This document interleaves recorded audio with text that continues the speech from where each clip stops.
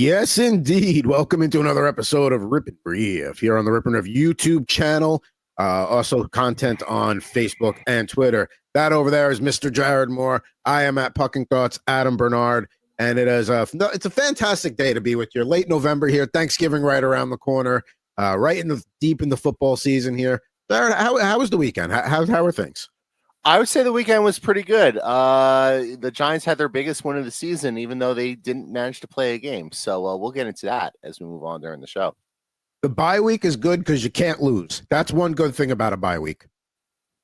Not only can they not lose, but like they come out of the bye week with maybe their biggest win of the season. Yes, and we'll get to that a little bit later. Now, Jared is going to be. I said I'm not talking about the Jets anymore, so I really don't have anything to rip and rant on. I mean, I do, but it's not for this show. That's for the off-air show. But nonetheless, Jared's going to be handling Rip and Rant today. But before we get to that, we should point out that today is a special edition of Rip and Riff. It's going to be called the Oppensode. And what does that mean? Jared and I worked with a guy named Jaime Oppenheim back when it was Sirius Sports, pre-Sirius XM Sports, Sirius Sports. And worked there for a few years. Then he went to work on another field, but stays in touch, runs a massive amount of dynasty leagues, always appears to be in rebuilding mode in just about all of them, or prefers. Yes. And he has thrown out the suggestion of wanting us to rip women's soccer cards on the show. Well, I said, come on and make it happen with us. And, due to time zone differences, he's in Europe, it doesn't really work out, but this is our way of saying, thanks for watching, Jaime, and we still want you on, and we're going to do all the cards that you want today from all the sports that you want. We've got it covered today. Now, before we get to the pack ripping lineup, it's probably important to know, who is Jaime? He's a Sirius XM. Oh, wow. He's a Sirius XM sports legend from the company's early years, a massive Brooklyn Nets fan and lover of the NBA in general, can't get enough golf. His eating palette consists of maybe 10 items total, maybe that has changed. About that. You can see one of his preferred items right there, a nice, delicious plate of grilled chicken. And he is Rip N Riff's biggest international fan. So there you go. You get to know a little bit about the guy that we're doing the Oppensode for today. I will say that's one thing that me and Jaime share in common. We love grilled chicken. Yes. I mean, maybe you'll meet him in Germany. He's got like a cool grilled chicken spot. I don't know. I highly doubt I'm going to meet him in Germany. So let's see what cards we're going to get to today. Let's see what we're ripping for our pal Jaime here. So massive golf guy. I had some packs of 91 Pro Set PGA Tour. We are chasing a John Daly rookie. It would be cool to pull one of those. So that's what we're looking for there. And you see some of the big names there, the Fred Couples, Davis Love III, Payne Stewart, rest in peace, Greg Norman, the Shark. And then he specifically said he wanted women's soccer cards. So I went out, thank you, Amazon, and got a 2024 Parkside National Women's Soccer League Volume 1. It's a hanger box that has 3 8-card packs and a sticker. I highly doubt we'll go through all 3 8-card packs. But we'll go through those, and maybe we get an Alex Morgan. It's one of the few names I remembered there. Yeah, you didn't think we'd talk women's soccer on the show. And for the most part, we won't. But we will be ripping open some of these packs today. So it's definitely cool to see. And just generally speaking, it's cool to see how much women's sports have grown in the last, 5 to 10 years, especially with the success of, the U.S. Women's national soccer team, but also in the WNBA now, Caitlin Clark's one of the biggest sports stars in the world, not just in women's basketball. So it's really cool to see the growth of women's sports. And even, you talk about the Professional Women's Hockey League. They started off with 6 teams. They've announced that they're expanding to 2 more cities there. It's a tough ticket to get in Toronto or Montreal. It is great to see. I mean, yes, I'm a girl dad, so I have a little bit of a, vested interest in that. But, it is nice to see that WNBA was packing houses this year and that women's sports are getting, even at the college level, too, are starting to get more exposure on TV and all that stuff. So we'll do some women's soccer cards today. Now, you got some basketball cards, correct? Yeah, we do. We have these Panini Phoenix debut edition cards for 2023 and 2024. Part of these packs of NBA cards that I just recently ordered, and something I literally didn't notice until I got the cards the other day. I ordered all these different packs of cards, and they all have Luka Doncic on the cover, all of them. Wow, that's a coincidence. So, and we'll do these on future editions of Rip and Rant with the Prisms and the Panini Selects. But yeah, today we'll be opening up the Phoenix cards. I have no idea what that entails, but I'm excited to see it. I mean, you're a big Dirk Nowitzki guy. You don't really have an NBA team. Maybe this is the universe's way of saying you should be like a low-key Mavs fan. Or at the very least, I should probably start looking into getting like a Luka rookie card. Yeah, that's probably the way I would take that too. Now, we got to get to Rip and Rant here. Now, like I said, I'm coming in positive today, but Jared's got not one, not two, but three for one of our favorite segments that we love. It's time to kick things off on Rip and Riff with my Rip and Rant. Thanks, Dave.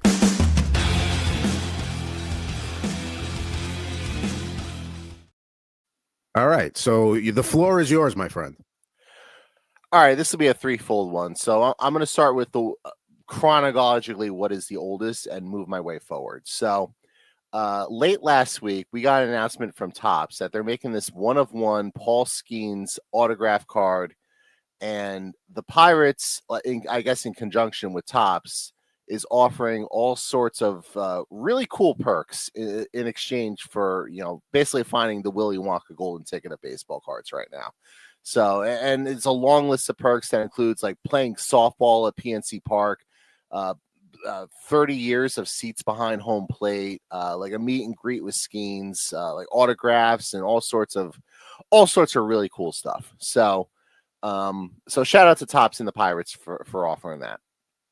So, as you may very well be aware, Paul Skeens is dating Livy Dunn, who is one of the most popular figures in terms of NIL and just in terms of like TikTok, social media, YouTube, Twitter presence. Very popular young woman. She's dating Paul Skeens, and she decides to up the ante by saying, if you find this card, you could sit in the suite with me. I don't view that as a prize. Okay. And I say this as someone who is used to being the third wheel in terms of hanging around one person who's part of a relationship with another person. And like, I'm not naive enough to think that like I'm going to be dating Livy Dunn or anything. I mean, for hell's, I'm old enough to be her father. So let's just put that out there. Her as a young woman. So there you go. She's a young woman. So, I just don't think that's a prize to sit there in a luxury suite with her while she's like sitting there like googly eyes, like watching her boyfriend pitch and all of her friends and whatnot. Like if you told me the Livy Dunn prize was, I'm going to take control of the Rip and Rant Twitter, the YouTube. You're gonna have a presence on X. I'm gonna help guide your social media for Mr. Jared Moore Poker and all that sort of stuff, so you can grow your social media presence there. Now, to me, that's a prize because of like all the stuff she's doing on social media and creating this huge following there. But in terms of like actually going to like a Pirates game and like sitting there and watching the game with her in a suite, I couldn't be any less interested. Now, maybe that's the play is you go there, there's no chance of like, oh, maybe if I really impress her, maybe he'll get a date. Like that's entirely off the table. So completely off the table. Look at me. So you get to just be yourself, hang out, make snarky remarks. And who knows? Maybe if you're sitting and watching a baseball game with somebody, that is a legitimate 2.5 hours with somebody. That alone might be enough to get a follow. Like, hey, had a great time with you today. There you go, and that's it. And she's like, "Oh, what are you on Insta or whatever?" And then that's it. That's the play. And I feel like she would be into the whole snark and sarcasm thing. I mean, she's from Jersey, so like you would think she would be into that. So. Yes, you talk about traffic on I-95 and all that stuff, and how the Palisades is a great shortcut if you're trying to get out of Jersey up to New York. Yeah, it's wonderful stuff. So that's number one there. Number two, if you were living under a rock, you probably missed Mike Tyson attempt to fight Jake Paul this past weekend. If you placed actual money on a wager on Mike Tyson in this fight, like I don't know what to tell you. Get help. That's all I can say. It's just get help when it comes to gambling. Like I don't know anyone who like first of all, it's a farce of a sporting event in general, and Netflix completely dropped the ball from a production standpoint with the buffering and people losing connection with the feed. That's going to be a real great sign for about 5 weeks from now when they're having NFL games on Christmas Day. So that's neither here nor there. But I had no interest in participating in basically a made-for-TV event to further line Jake Paul and Mike Tyson's pockets. And if you thought like a 58-year-old Mike Tyson was going to be able to do anything physically against Jake Paul, when all Jake Paul had to do was take a couple pages from the Floyd Mayweather playbook and just dance around and just not get hit, and which is basically what Floyd Mayweather did for the last 35 fights of his career. Like that's, I mean, I don't know what you were expecting going into that fight, but I would say the fight itself, if you want to call it that, was exactly what I expected it to be, and I'm not surprised that it turned out the way it did. I don't watch boxing. I really don't pay too much attention to it. This is what I'll say what happened. Too many people got caught up in the I can't stand that Jake Paul guy and Mike Tyson. Like they got too caught up in they want to see the crap get knocked out of him. And here's Mike Tyson. Oh, sure. Yeah. That affected them too much. But to your point, I don't care how good of a punch Mike Tyson can still throw and how strong he is and blah, blah, blah, and the shape he's in. He's still in quite phenomenal shape. Your respiratory system is still 60 years old, which is very important to breathing. You know what I mean? So like Jake Paul has that advantage no matter what. Like, I don't, unless Mike Tyson is hiking up Mount Everest and doing stuff like that, he has the cardiovascular system of a 60-year-old man. Now, it's way better than probably every 60-year-old man CV system on the planet, but like it's a guy in his prime versus a guy who is 5 years away from retirement age. He's probably getting our AARP stuff in the mail already. Oh, jeez. You know what I mean? Like no, I think on boxing, like if it's a lesser fight, then yeah, maybe it's a little more fair. But like like stuff when it's that high up, it's like it's silly. No, I mean, look, I get chasing nostalgia. I mean, look at the whole fucking wall behind me of fucking video games. I chase nostalgia, so like I totally get it from that respect, and like. You want to remember like all the good times with like Mike Tyson, when he was at like his peak and he was literally was the baddest man on the planet and all that sort of stuff. So I totally get that. That said, you said he's got the respiratory system of a 60-year-old. I would argue that Mike Tyson has been through a lot in his life, and he probably has the body of like a 75-year-old in like a 58-year-old body. So. It's just not the right combination. I don't know what you were necessarily. I'm saying you in general, but I don't know what people were really expecting from that. But there's better ways to place your heart. There's better uses of your hard-earned money than betting on Mike Tyson. Like give it to charity if you're going to do that. Like don't make stupid bets. Is what I'll say about that. And just to go back to your point about nostalgia, and this is going back to like when you and I were young, because like that kind of era started to fade as like, by the time we got to be teenagers, that whole, it's the big fight, blah, blah, blah, blah, blah. Like when Tyson was dominant and just like, it wasn't a matter of whether, if he was going to knock the guy out, it was how many rounds, was it going to be 1, 2, or 3 kind of deal. Right. It was an event. But those days are long gone, partially because you shoot yourself in the foot with the way things operate with things like this, with things, nobody wants to admit things are fixed or whatever, but like, we're not naive. You know what I mean? Like at a certain point, not to say it was fixed, but like, come on now. Like, I don't know. Yeah, I'm not going to go as far as to say it was fixed, but like there's a reason why Jake Paul doesn't fight anybody his age. And all he does is fight like retired boxers and retired MMA fighters. And like, Jake Paul knows exactly what he's doing, and he's laughing all the way to the bank. And I mean, look, if you can con that many people, God bless you. But I'm not going to be a part of it. And the other part of it too is it's just there's so many sporting options and so many things available that like that mistake, like you're never going to have that like Super Bowl-esque like appeal or mystique about a big fight because there's so much boxing, there's MMA, everybody's fractioned off into who likes all these other sports. Like. It's not as funneled as it used to be. So, it's a sport that's fallen by the wayside. What it is. And my last Rip and Rant today, and we got the news this morning, like shortly before we're taping this. The New York Giants have finally benched Daniel Jones, the former number 6 overall pick. Play a little golf clap there. Yeah, very nicely done by Brian Dable and Joe Shane, you dunces, morons. I'm not saying they're morons for finally doing it, but just how the Giants have handled the quarterback situation in general. They're going to be turned into Tommy Cutlets, so they're just completely bypassing over Drew Lock, who's going to remain the backup. Daniel Jones will be the number 3, and Tommy DeVito will be the Giants starter for the remainder of the 2024 NFL season. Look, it was the only move. The Giants couldn't risk Daniel Jones suffering an injury and getting stuck with the injury guarantees and being locked into Daniel Jones at the salary for next season. So in that respect, it's the right move, but it just hammers home the point that the Giants have continually botched this quarterback situation, particularly with Jones, basically ever since they reached and took him 6 overall back in 2019. They whiffed on that pick. They did a horrible job surrounding him with talent in general. Like, you had a few pieces there with like Saquon, but like it took you forever to get another number 1 wide receiver. The offensive line is, it's been better this year, but it's still been a bit of a mess. The Giants got fooled 2 years ago when they made the playoffs and Daboll won Coach of the Year into handing Daniel Jones that contract extension. They made a huge mistake with that. That's why the franchise tags exist. You franchise tag Daniel Jones.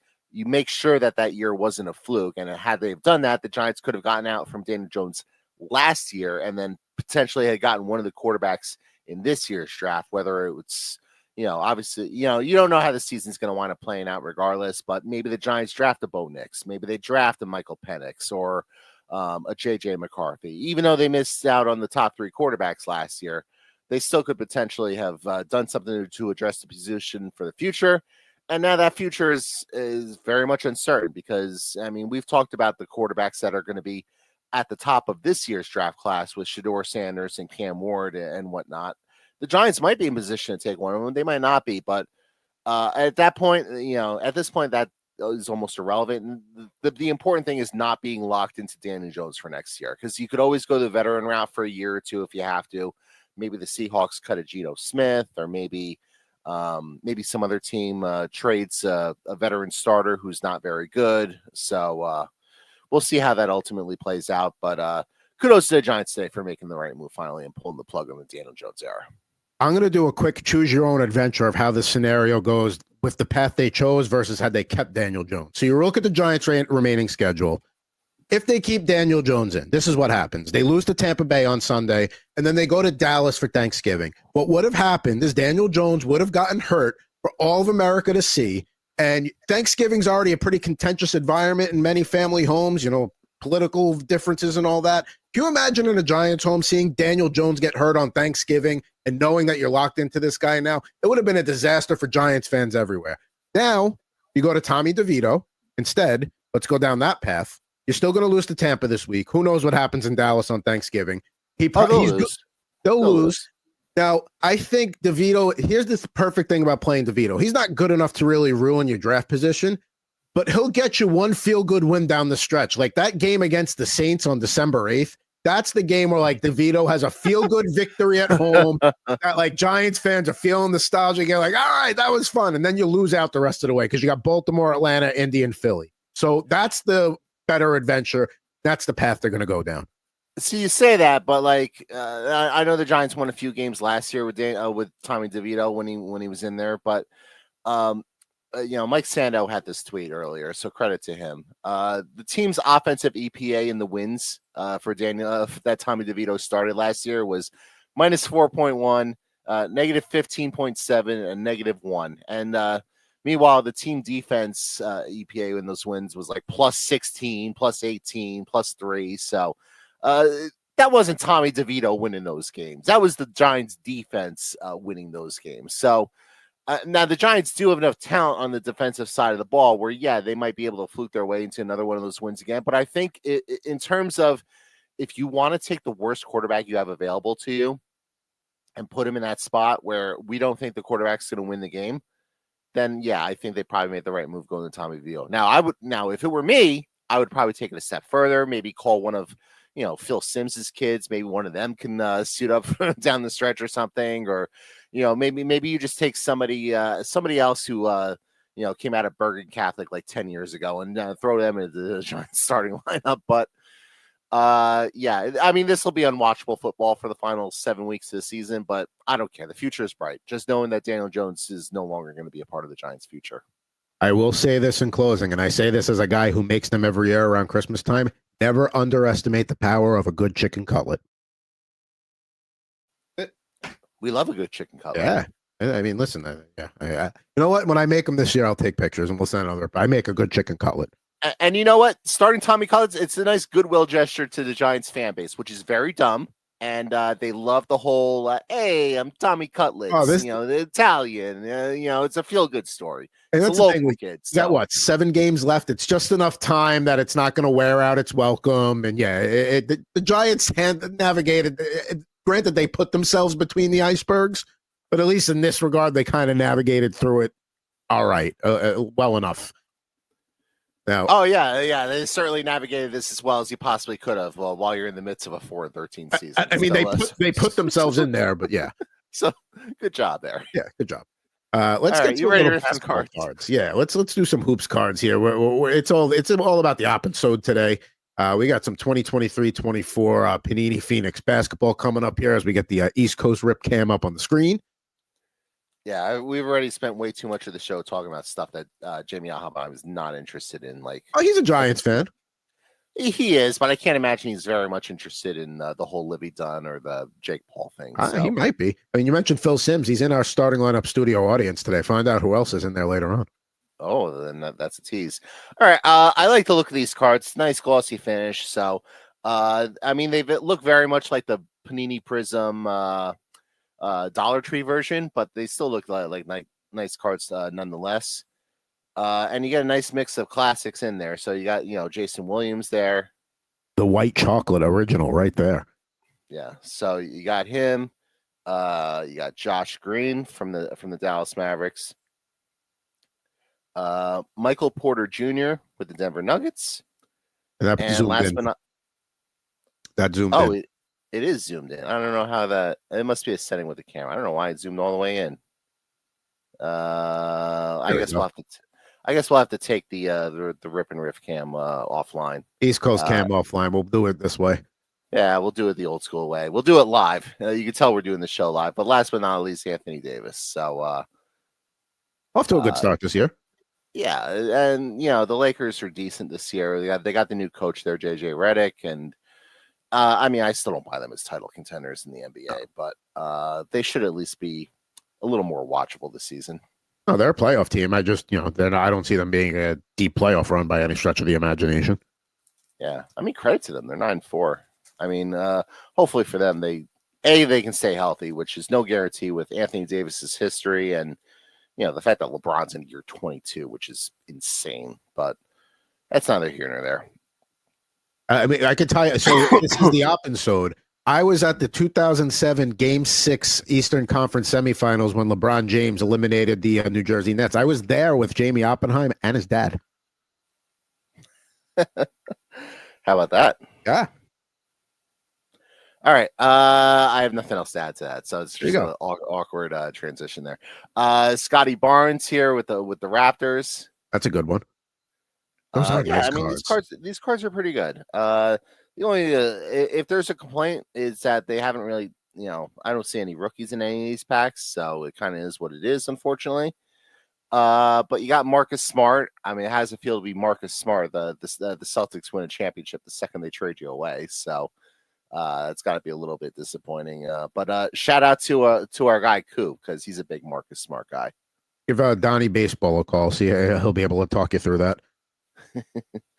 Bam Adebayo, who I would quantify Bam as one of my guys because I managed to book him on Nick Wright's radio show once. So so shout out to Bam Adebayo for being a nice guy and doing a radio hit. And for those who haven't really worked like in sports media as a producer, booking guests, like if you book a guy like that, he does kind of like become like your guy. All of a sudden, like you start paying attention to him more and all that. They become your guy. Yeah. And like, I mean, granted, this was like, 6 years ago before Bam Adebayo was good, but still, yeah. I mean, Steph Curry's another one of those guys. Steph's a guy where you'd be able to used to book him through the Warriors like the first 2 years or so he was in the league. So we used to put him on with Shine all the time, and at least twice a season maybe. And then the second the Warriors became the Dynasty Warriors is it was over. Yeah, you're not getting him again. That's the thing. Once teams get to that level, it becomes very hard to even get a 12th guy on a bench kind of thing at that point. Exactly. So it is what it is. And last but not least, Nikola Vucevic. I certainly nailed the pronunciation of that name, so more power to me. But yeah, these are nice. Certainly very nice NBA cards. I would definitely order a few more packs of these. I don't know why they call it Phoenix other than that little emblem at the top there.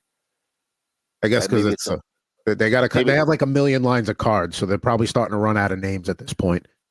Yeah, I'm guessing this is a formerly dormant line that is now risen from the ashes like a phoenix would be my guess. But look at you sitting in on the marketing meetings for Panini. Yeah, they should offer me. I would say they should offer me some stock, but I would settle for, hey, can I get some free cards? Just sponsor the show. Just send us the packs we're going to rip every week. Seriously. If for no other reason, then I don't have to keep spending money on it. Correct. So there we go. Those are all the Panini Phoenixes we're going to do today, it seems like. I think those were pretty good packs there, no? Yeah, overall pretty solid. I don't think anything really jumps out in terms of a pull of the day sort of thing, but I guess I could do the Bam Adebayo one for later since as a candidate, of a personal story. But I got a feeling you'll do better with the golf cards and with the women's soccer, the NWSL. There you go. So now it comes in a hanger box here. You see it like that, and then there's 3 packs. And then a sticker, which I'll put on the West Coast Rip Cam. This is definitely going to go right to my daughter there. So there you that's pretty cool. I like the animation style they used for it. Yeah, they're trying to appeal to kids, girls, stuff like that. They did it right. It's got a little anime feel, which I certainly like. They did not waste any money on ink on the wrappers, that's for sure. I'm sorry? They did not waste any money on the ink for the wrappers, that's for sure. Okay. We've got, let's see here. We've got, I'm going to try this pronunciation, Luo Labanta from the Kansas City Current. That's a decent name. I'll take the Kansas City Current. That's kind of cool. Then we got Sarah Griffith from the Chicago Red Stars, which sounds like they play in Beijing and not Chicago. Let's see here. We got Kaylee Reel of the Utah Royals. We've got, let's see here. Asisat Oshoala of the Bay FC. So that's my local club, women's soccer team here. We got a couple of whatchamacallit here. We got a couple of hologram cards here. From the San Diego club, we got Abby Dahlkemper. And then we got Sinead Farrelly from your local team, the New York, New Jersey Gotham FC. So there you go. A couple nice cards there. Yeah, I certainly like the look of these cards. So. And I believe they are in the finals for the league this year, aren't they? Yeah, the final is Orlando versus Washington this Saturday. All right. Well, I don't know who you're rooting for, but go Washington, go Orlando. We got Emma Sears from the Racing Louisville FC. Love that they tied in the local horse racing stuff to their name. And then we got Sofia Huerta from the Seattle Reign FC. So there we go. That's pack number 1. Let's see if we get, we're looking for the Alex Morgan cards here. See if we could find one.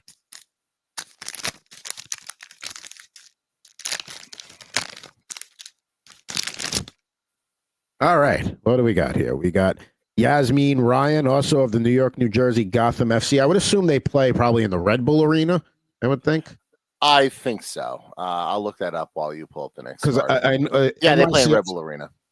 NYCFC plays in Yankee Stadium now, but I believe they're getting a stadium too, either by Citi Field or where the Islanders Arena is now located, I think. Let's see, another of my local team, Bay FC from Tess Bode. Then we got Gabrielle Clark of the Washington Spirit. So there you go. Somebody that's facing off for the championship this weekend. From the Houston Dash, Barbara Olivieri. And we got another hologram one here. Linda Multalo from the Racing Louisville FC. And then let's see here. We got from the Orlando Pride, Carrie Abello, also playing for the championship this weekend. We got San Diego Waves, Danny Colaprico. And last but not least here, this is a vintage parallel here of Julia Doyle of the Orlando Pride, also playing in the championship this weekend.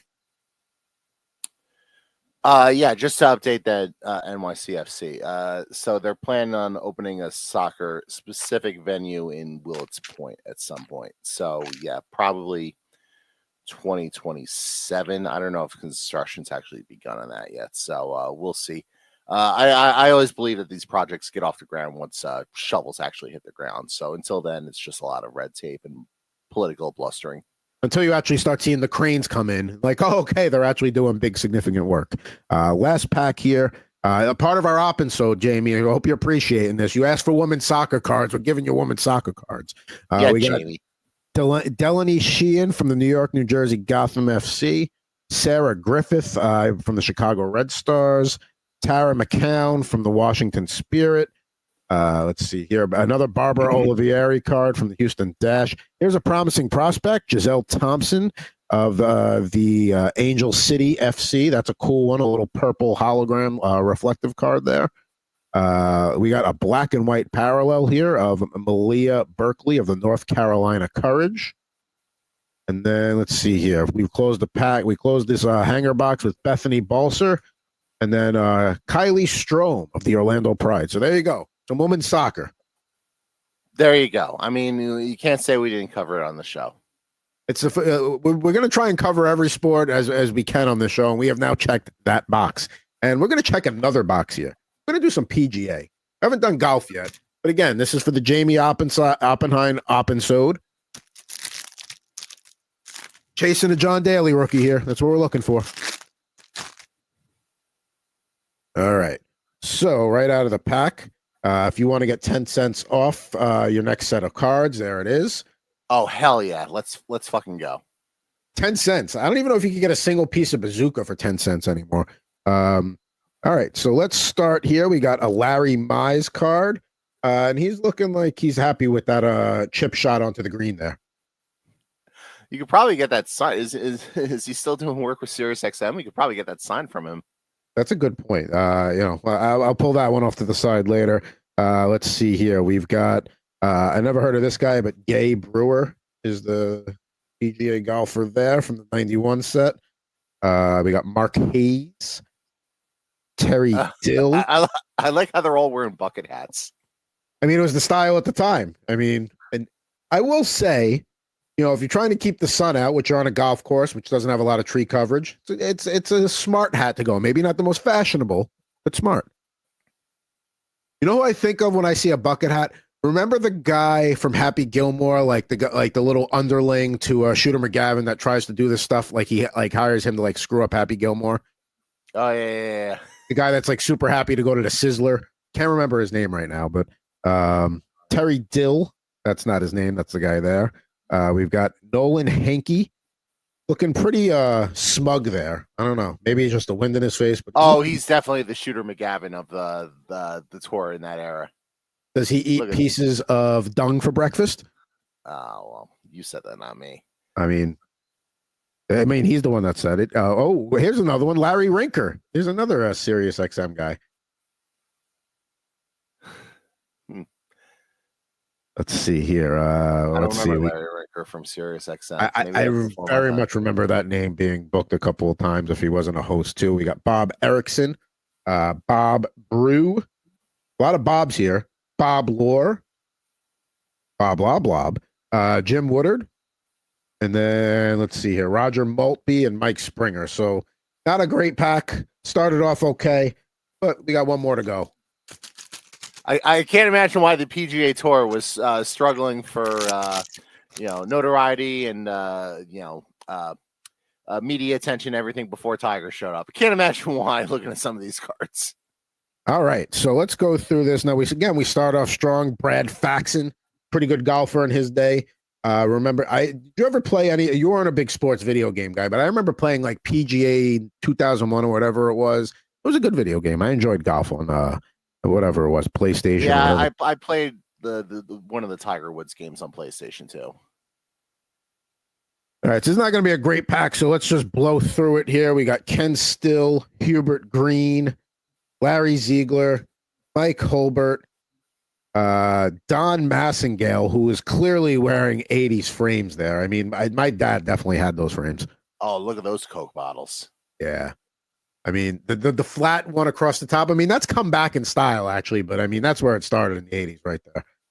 Let's see here. Another guy looking like he smug, but not a happy smug. Greg Wishman. I don't even know. We got Bob Walcott. Mark McCumber. We got Ed Doherty, who's wearing a dorky sweater. I'm not gonna lie, I kind of like that sweater. Oh, maybe I mean, that's a golf sweater right there if I've ever seen one. And I shouldn't judge. Maybe it was like, maybe he had an early morning tea time. Maybe he was like first one out in the day. It was still a little chilly in the air. I get it. And then we've got Blaine McAllister. And then we close the pack with one of the happiest older gentlemen I've ever seen, Howie Johnson. That guy just looks happy to be playing golf. Yeah, he is. Or either that, or he's just like, damn it, like he just like hooked it and just hit into the sand trap or something. Yeah, that's a good. Yeah, I would say that. I mean, he also looks like a guy that if he slices it, he doesn't care. He's just happy to be. A day on the golf course is better than a day not on the golf course. That's that guy right there. Yeah, I mean, I would imagine if most of these players are still with us, that they're probably enjoying their time. If they're not on the senior tour, they're probably just enjoying, a nice casual 18 holes on a Tuesday on a Monday morning right now. Or if they can't play, they're at least living on a golf course in a retirement community where they can at least watch it go by their window all day. So shout out to them. You know what? Shout out to the legends of the game. If I was a retired PGA Tour player, I would buy a house on a course and I would just heckle the shit out of everybody all day. Golf's a weird sport in that, when other athletes and other, people of, different, not just athletes, but different walks of life, when they get old and they retire, they take up golf as a hobby. But when you're a golfer and you get older, like, what do you take up as a hobby? You just play more golf? Like, it's a little weird in that respect. Do you go reverse and like you get a job at like a local office and like you're like or like try to get like a receptionist job for a few hours a week just to like like that I mean, I don't know. I mean, maybe you go the other way. Or maybe you just take up a different sport, like maybe you take up pickleball because you hear all the kids talking about it nowadays, or maybe you take up just like very casual rec league basketball or something where you're not supposed to foul, but every once in a while somebody will throw a hard foul in there. Yeah, don't come in the paint unless you want to pay the price. Yeah, I could see that. Yeah, yeah. I mean, I've never really gotten into golf. I'll go to the driving range, hit a bucket of balls and stuff like that. If somebody says, "Hey, you want to come play golf?" If I can do it, it'll be like, I suck, but sure, I'll come play around. I mean, worst way is to spend an afternoon then on a course with maybe a beer or a cigar and enjoying well, that's the thing.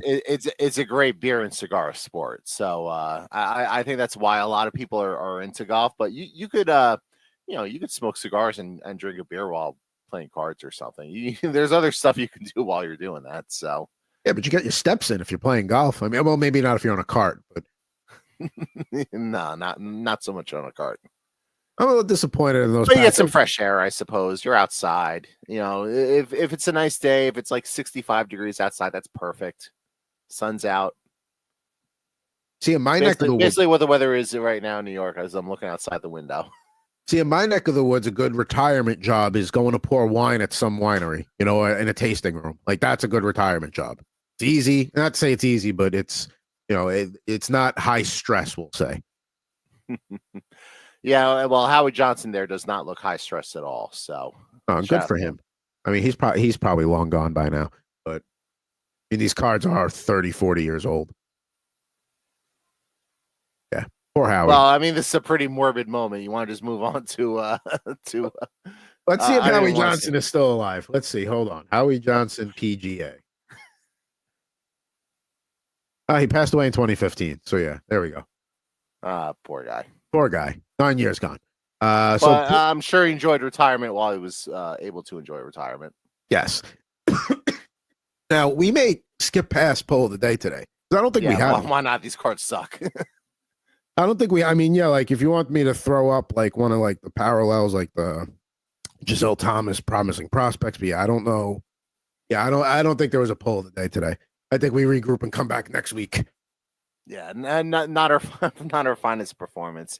I guess we could say we blame somebody, but for doing a very specifically themed episode with grilled chicken and NWSL cards and BGA, and I'm sure there's somebody we could blame for this. I mean, I'm not going to point any fingers, but it is called the Oppensode. So well, this is what he wants, and he's getting it. So. Hope you're entertained. Hope you enjoyed it. Now we do close every show with the starting lineup figure 5. A little bit of a twist today. It's usually baseball, basketball, football, or hockey. I do have a golf one. So, oh boy. Now here's the approach you need to take. Remember the era of the starting lineups. There's not going to be it's going to be either a classic guy or somebody that came along very towards the end. Now. You're basically going to have 5 guesses at who it is. I don't know if you're going to be able to narrow it down, but I just want you to think about obvious golfers and you'll probably get it within 5 guesses. So without further ado, let's get this going here. The figure 5 bed. You have 5 questions to figure out the starting lineup that I'm hoping to unbox on this Oppensode edition of Rip N Riff. I don't even know where to start with this one. So, I'm probably literally just going to throw out 5 names. That's the approach here. Is it Tiger Woods? No. I didn't think it would be him right off the bat. Is it Jack Nicklaus? No.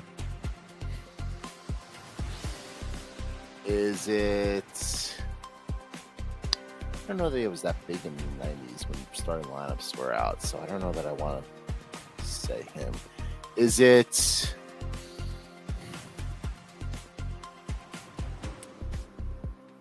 Arnold Palmer?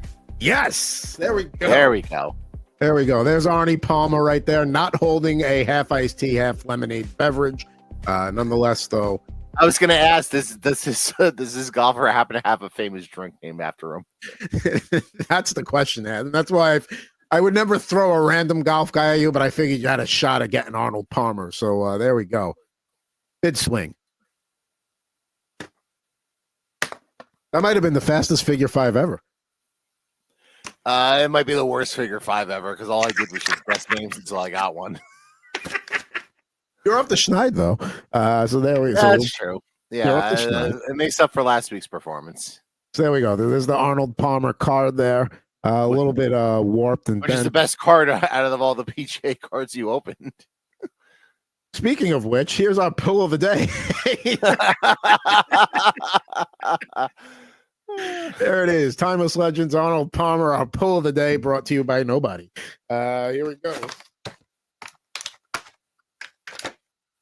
All one piece, thank God. So the golf club can't get lost here.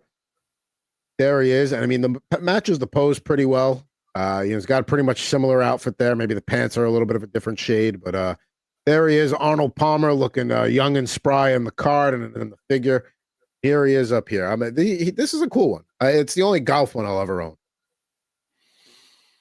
Is that because it's the only golf one they made, or it's the only one you really have any desire to have?